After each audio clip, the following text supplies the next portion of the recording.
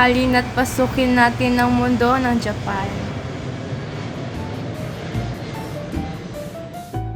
Tayo'y dumako sa bansang Japan upang talakayin ang kaligirang pangkasaysayan ng tangka at haiku. Ang tangka at haiku ay ilang anyo ng tula na pinahahalagahan ng panitikang Hapon. Ginawa ang tangka noong 2 siglo at ang haiku noong 15 siglo. Ang mga tulang ito layong pagsamasamahin ang mga ideya at imahe sa pamamagitan ng kaunting salita lamang. Ang pinakaunang tangka ay kasama ng kalipunan ng mga tula na tinatawag na Manyoshu o Collection of 1,000 Leaves. Analohiya na naglalaman ng iba't ibang anyo ng tula karaniwang ipinahahayag at inaawig ng nakakarami.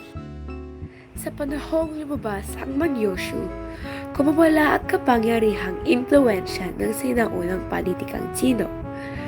Ang mananalat na Hapon, ang mga unang makatang Hapon, ay sumusulat sa wikang Tsino sapagkat eksklusibo lamang ang wikang Hapon sa pagsasalita at wala pang sistema ng pagsulat sa pamamagitan ng 1 hanggang 2 siglo.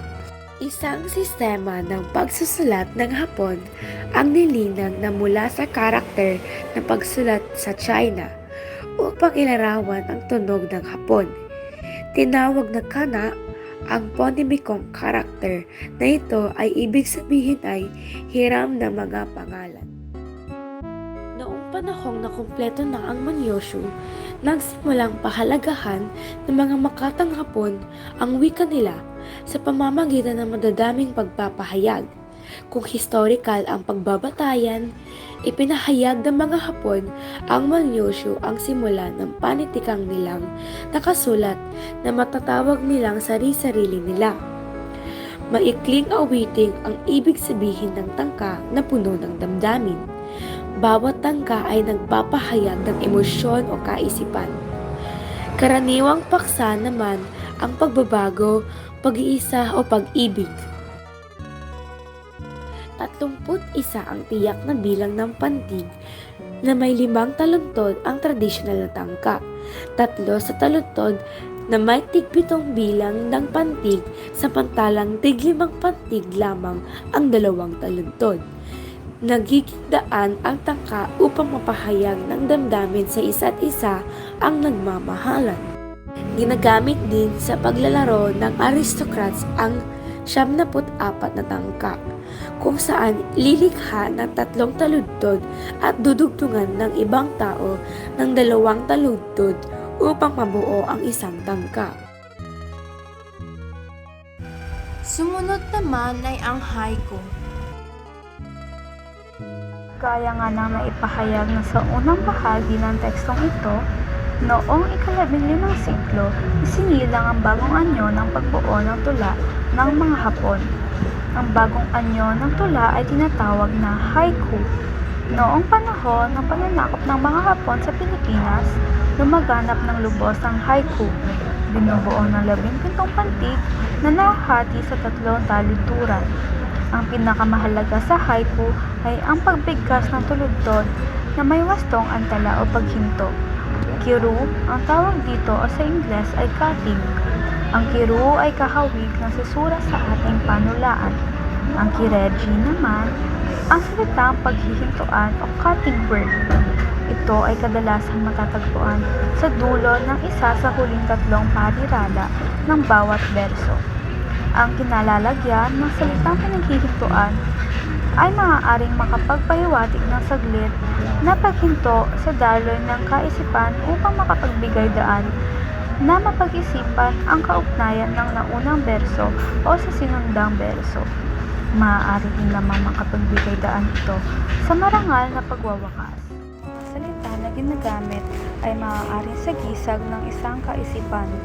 Halimbawa, ang salitang kawazu ay nangangahulugang palaka na nagpapahiwatig ng tagsibol.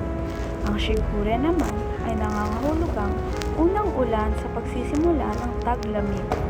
Mahalagang maunawaan ng babasa ng haiku at tangka ang kultura at paniniwala ng mga Hapon upang lubos na mahalaw ang mensaheng nakapaloob sa tula. Estilo ng pagkakasulat ng tangka at haiku, parehong anyo ng tula ang tangka at haiku ng mga Hapon. May ikling awitin ang tangka na binubuo ng 31 pantig na may 5 taludtod. Karaniwang hati ng pantig sa mga taludtod ay 7-7-7, 5-5, 5-7-5-7-7 o maaaring magkapalit-palit din na ang kabuuan ng pantig ay 31 pantig pa rin. Samantala, ang haiku ay mas pinaikli pa sa tangka. May 17 bilang ang pantig na may 3 taludtod. Maaaring ang hati ng pantig sa mga taludtod ay 5-7-5 o maaaring magkapalit-palit din ang kabuuan ng pantig ay 17 pa rin. Karaniwang paksa ng tangka ay pagbabago, pag-ibig at pag-iisa. Ang paksang ginagamit naman sa haiku ay tungkol sa kalikasan at pag-ibig. Parehong nagpapahayag ng masidhing damdamin ang tangka at haiku. Narito ang mga halimbawa ng tangka at haiku na mula sa wikang Nihongo ay isinalin naman sa Ingles at Filipino. Haiku ni Basho, isinalin sa Filipino ni Vilma C. Ambat. Sa Hapon ay Hatsu Shigure, Sarumo Komino wo Hoshige Nari. Sa Ingles ay an old silent pond. A frog jumps into the pond. Splash! Silence again. Sa Filipino ay matandang sapa, ang palakay tumatalon. Lumalagaslas. Tanka ni Kino Tomonori. Isinalin sa Filipino ni Vilma C. Ambat. Sa Hapon ay Hisakata no Hikari no do keki, haru no hiri, shizu kokoro naku, hana no ichiru ramon. Sa Ingles ay this perfectly still spring day bathed in soft light. From the spread out sky, why do the cherry blossoms so restlessly scatter down? Sa wikang Filipino ay payapa at tahimik ang araw ng tagsibol. Maaliwalas. Bakit ang cherry blossom ay nagiging mabuhay?